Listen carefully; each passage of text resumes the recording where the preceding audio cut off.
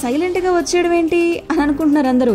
Mobile masala వారి film Nagar కబుర్లో మాట్లాడుకోవాల్సింది ఎవరొస్తున్నారు silent గా అంటే, అనాథలైనటువంటి భద్ర శివ కోటిల స్టోరీ మనం మాట్లాడుకున్నాం కదా. అదే మీకు గుర్తు లేకపోతే ఒక చిన్న మాట గుర్తు చేస్తా.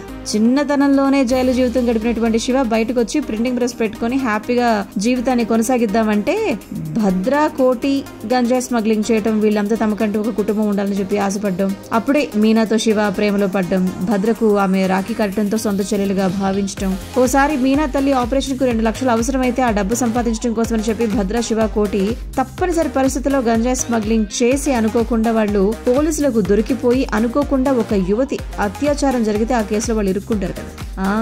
కృష్ణమ్మ డిఫరెంట్ స్టోరీస్ ఎంచుకున్నటువంటి సత్యదేవ్ హీరోగా వివి గోపాలకృష్ణ గారు తెరకెక్కించినటువంటి కృష్ణమ్మ మన ముందుకు వచ్చింది. 17th కి కృష్ణమ్మ ఓటీటీలోకి వచ్చేసింది. ఇలా చెప్పపెట్టకుండా వచ్చేసరికి అదేమిటి అని అందరూ అనుకున్నారు. సరే చూసేద్దాం అని చెప్పేసి ఛానల్లోకి వెళ్ళిపోయి కృష్ణమ్మని ఇప్పుడు ఓటీటీలో చూసేస్తున్నారు.